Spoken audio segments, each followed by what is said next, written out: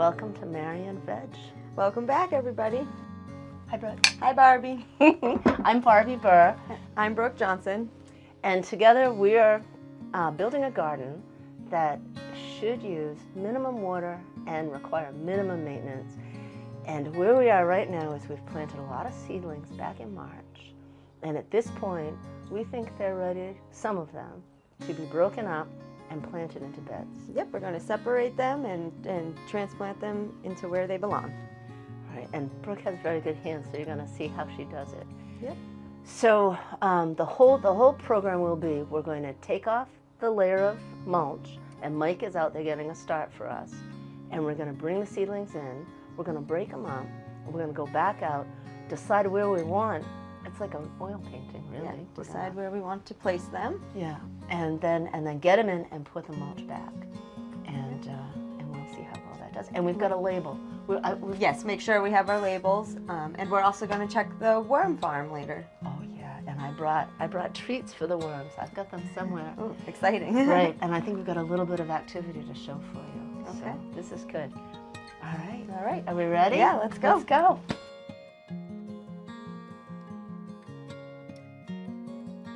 Here we go. We're ready. Let's go find those seedlings.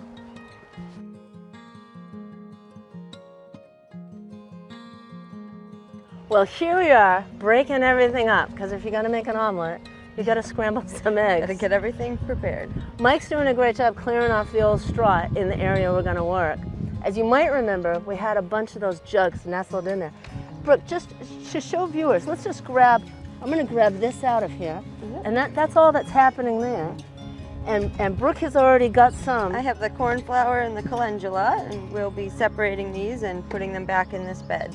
Last week, to get them acclimated, we took their tops off and we just let them live like that. They've got holes in the bottom, so they've been getting plenty of moisture, and they're really growing on their own, but they're way too crowded. Yeah, they really need to be separated so they can get nice and big and grow a lot of flowers for us. That's it. So we're gonna wheelbarrow those guys over. All right. Off to the greenhouse? Off to the greenhouse. To separate?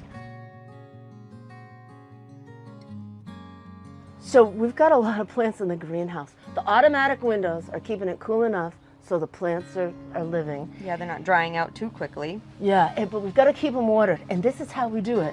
We just water right here on this tray, and then the plants, whoosh, they absorb the water. Yeah, they kind of just wick it right up, and these are pretty heavy when I pick them up. They're nice and wet. Yeah, they've been there for a couple of minutes, and it only takes about 5 or 10 minutes. Yeah. The big advantage of this is that the top stays dry, just like our dry straw out there, and it serves to prevent evaporation. Yeah. If we were watering in the very top, we'd be encouraging the roots to work up at that top area. Yeah, and then the water would just run right through really quickly and dry out. So bottom watering means less watering and more efficient plant roots. And more efficient uptake from the roots. Yeah.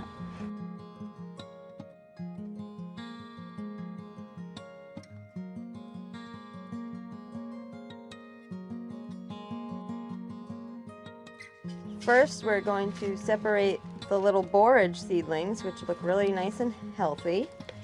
And I'm going to just kind of snip a little bit down the side so I can get them out a little bit easier.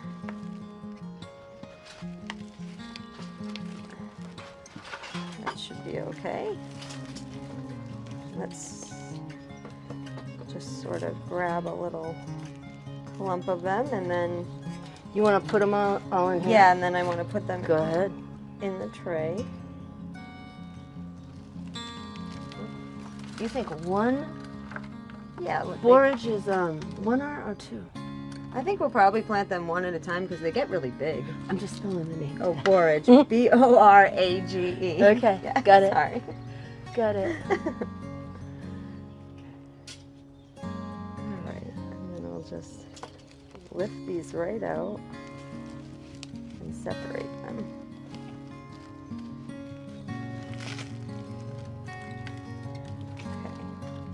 They look really good. They do, and they're not too wet and they're not too dry. If they're very wet, the roots tear. But if they're too dry, then the roots die. So Yeah, we just want them to be a little bit moist. nice Look, roots. those look great. Yeah. I just have to show that. Look at those roots, right? I mean, this is going to be successful. I shouldn't get too anxious, but No, they're beautiful. they're beautiful roots. All right, so we'll just kind of separate those gently, Yeah, and we'll get them in the ground quickly. yeah, we'll get them in the ground quickly. But luckily today's a little bit cloudy, so the sun won't be out really hot to burn them or anything, even though they've already been acclimated to the sunshine. And we're expecting rain. So So that'll be perfect good. time to plant them. This is going to be great. I'm Look not how sure. many we have. We've got a lot. We might not want to plant every single one of these. We can give some maybe to the other gardeners. They grow so big. They just get These rampant. get huge. You know, we could pot a few up. When we get out there, we can pot a couple up, bring them back into the greenhouse and say, hey, here's our borage, Okay. if you want it. Yeah, we'll see how many we can fit in that row. Yeah, I love what you've done. Should we just go out there and stick them in? Yeah, do you want to just go right now? I do. I Let's think do so. it. So they Let's don't do it. sit too long. Yeah.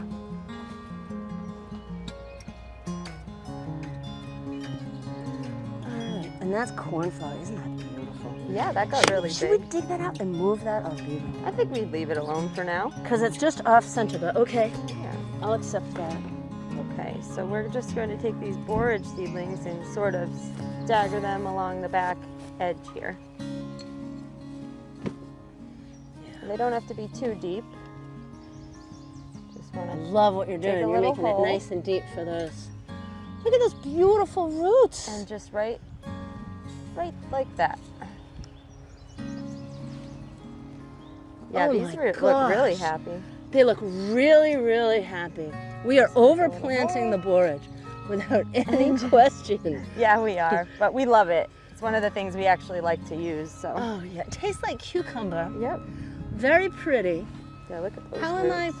I? We sort of symmetrical? Yeah, Okay, we should meet up in the middle. okay. So almost about like that far back from the. Yep. I love it.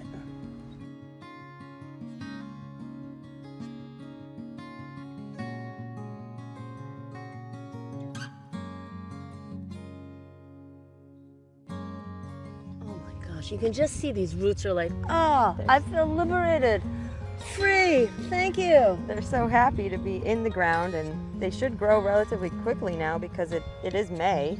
Yeah, it's May. These are calendulas, which have usually the bright orange flower. And we'll just kind of put these in the closer to the front right here. I'll space them out a little bit. These will also get pretty good size. And sometimes calendula will overwinter. You don't want the stem part to be sticking up too much. You want it to be pretty level with the ground.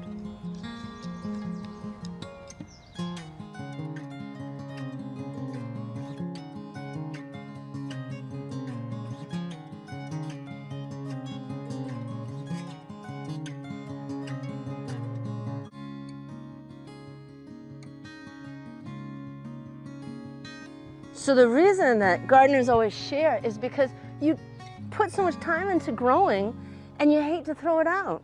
So I'm just going to save all of these little borage and hope that somebody else wants to plant them. And I saved the old last year's plastic tins, and we've got the dirt anyway. Yeah. So it just turns out that when you garden, you always share. You always end up with more than you need. Always. Or more than you can plant. Always. So the bee balm, oh, it's beautiful and it's beautiful, but it's rampant. And that's the danger of putting a perennial in your bed. It tries to take over. So we're going to dig up this area because we'd rather have calendula and we'd rather have some cornflower. Yep. And we're going to leave a patch of the bee balm.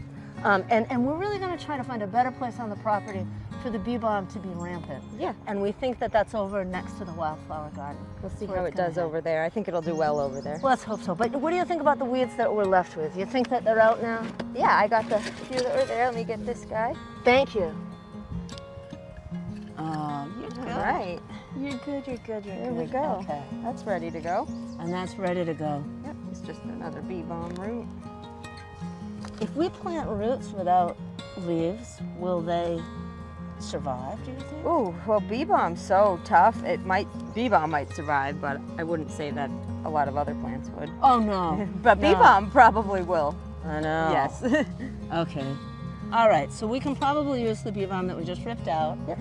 Maybe we add a little bit more dirt, another bucket, should I? Yeah.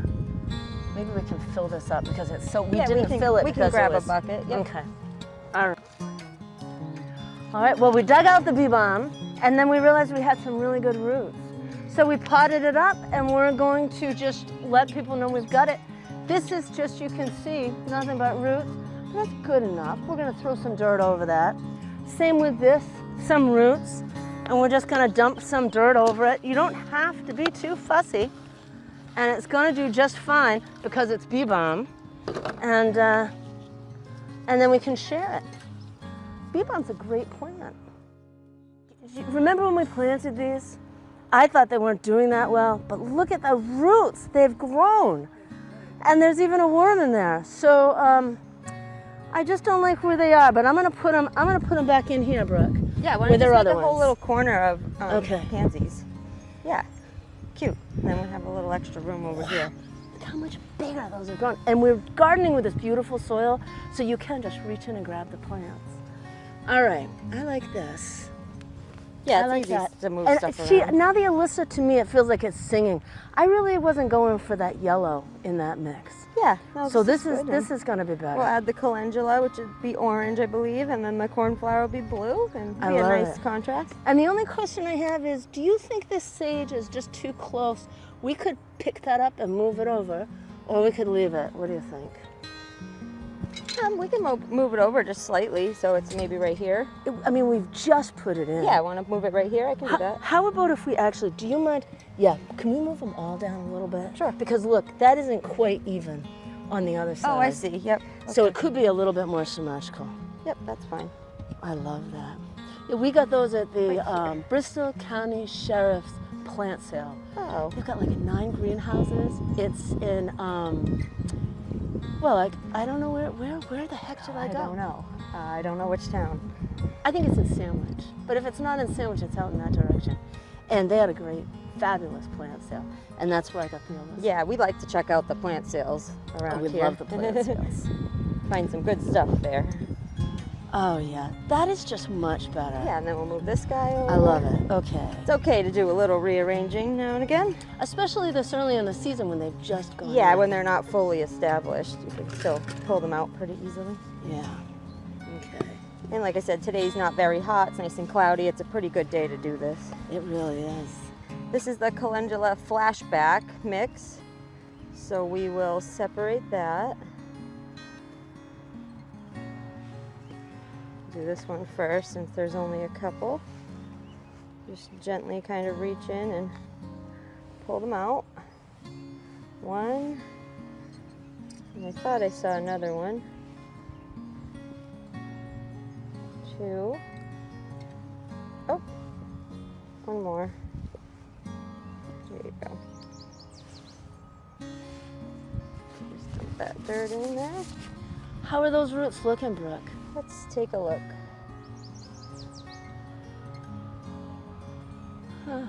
They're there, not as big as the other ones, but they're Okay. still happy. Wow. All right. Interesting. Interesting.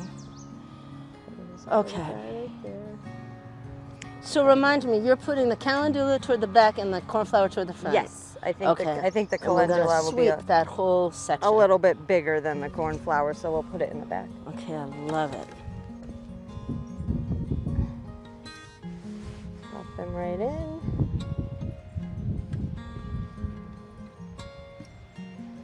And this little tiny one, teeny tiny, which will get big eventually. Okay. There's none in that. Oh, one. Here we go. That in there. And one more.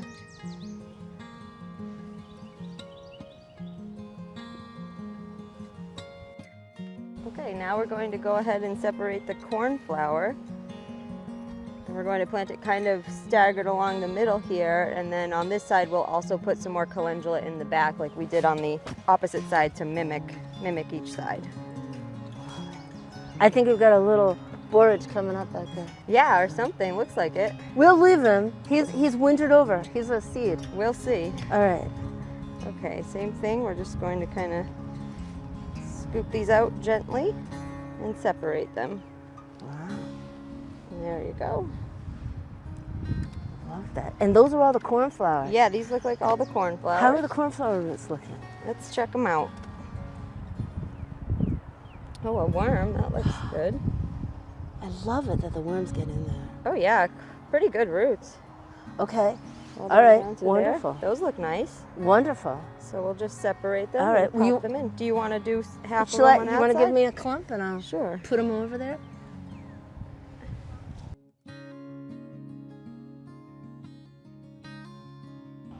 Monty Don says, lift by a leaf.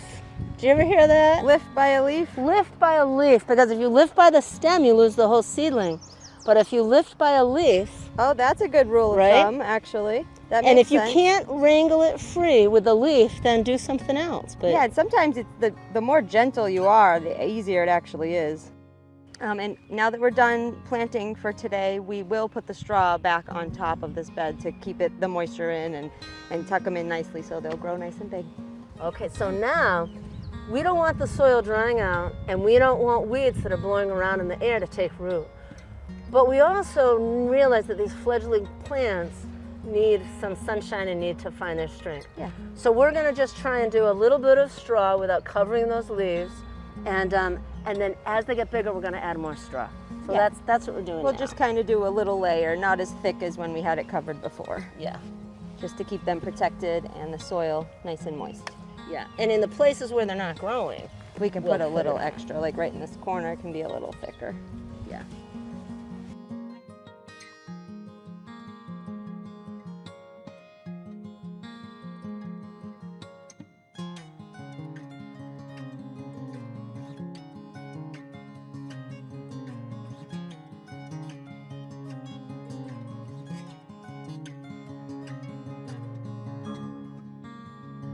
We already had a taker for the little bit of borage we planted up.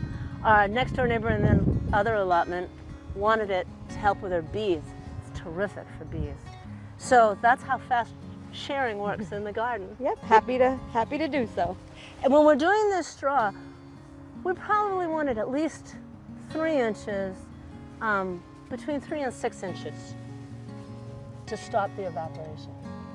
And to hold the weeds down to make And sure. to hold those weeds down. Or prevent the weeds from even deciding to live here. Yeah. We don't like weeds. Yeah, right now I'm finally just cutting the dead stuff off the lavender because it ended up poking out some green leaves at the bottom, which means it actually is alive, surprisingly. Lavender's a little bit tricky to winter over sometimes, so we'll see how it does. If it does well, we'll leave it, and if it doesn't do well, we'll probably replace it. Open, get rid of this little tree that's snuck in. That's a weird one. What is it? It's a little type of tree, but probably not one we want. That's a bean. Is it a bean? That's a scarlet runner bean, and you took it out. Oh my God! Oh no! Put it back. We gotta put it Can back. you put it in there? Yeah. Do you want it up the poles? Yeah. Don't you agree that that's a scarlet runner bean now that you look at it? Well, we'll find out.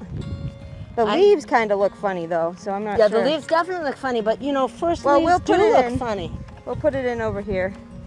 So by way of background, this property is a 7-acre site that's owned by the town of Marion, and it was the town landfill. This particular triangle we're standing on is the place where they buried rocks. When Route 6 was widened in the 1970s, they unearthed a lot of rocks. And a fellow named Demi Barrows had just gotten back from the Vietnam War, and it was his job, working at the DPW, to bury the rocks in this spot. It was probably very soft. It might have been a wetland. If you look across, that's a little road to Lockheed Martin. On the other side of that is a very swampy area, I think this was probably a swampy area. And they pressed these rocks in. And Demi says if you ever tried to get them out, it'd be like a jack-in-the-box and they would go everywhere. But he worked for, I mean, 5 or 7 years just getting these rocks in with heavy equipment and getting it flat. It was like a spiritual exercise, I think. So that's why it's flat and nothing grows here except Japanese knotweed. And the Japanese knotweed does pretty well. Yeah, it likes it here, It likes of course. it. But it's a piece of property that the town really couldn't have done anything else with. You could never dig into this to make a foundation for something because you'd have a huge problem with these rocks. And then you'd have to pay to have them carted away.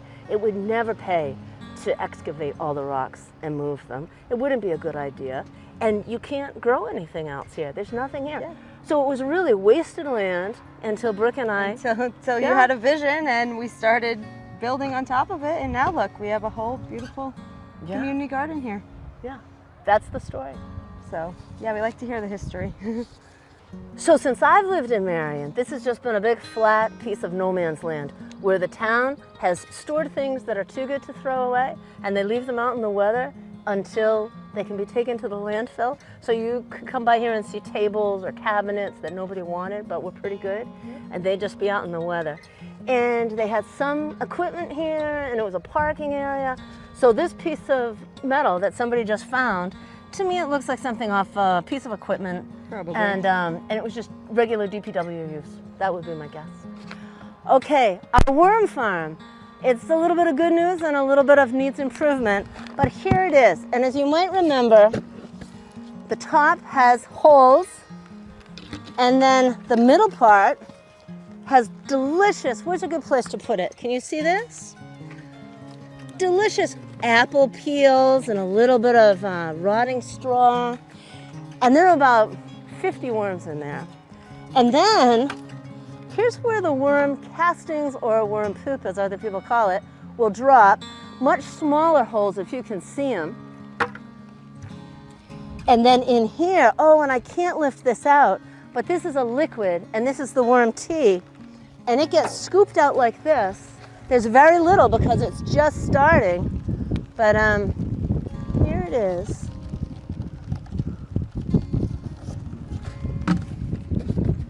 So you've got a nice flat bottom something or other, and look at that. This is delicious worm tea.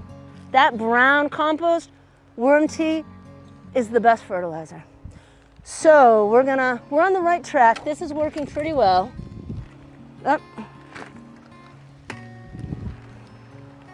We'll put it back together again.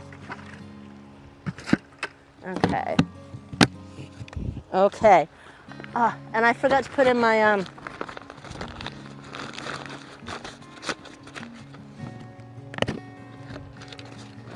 today I brought them a few Brussels sprouts and a few carrots, and they should be pretty happy with that. So the COA is bringing their kitchen waste over here to the worm farm, and then they're going to bring their other waste right here into a larger compost pit. But this is not working out as well. They put some in last week. We covered it carefully, but that ratty old celery was dug up by some critter and gnawed at. And we don't want to be attracting wildlife. So we're going to have to talk a little bit more to the COA about the best way to deal with that. We don't want to attract nuisance pests, but we do want to compost. So we haven't figured that out, but we have figured out the worm farm, and that's going well.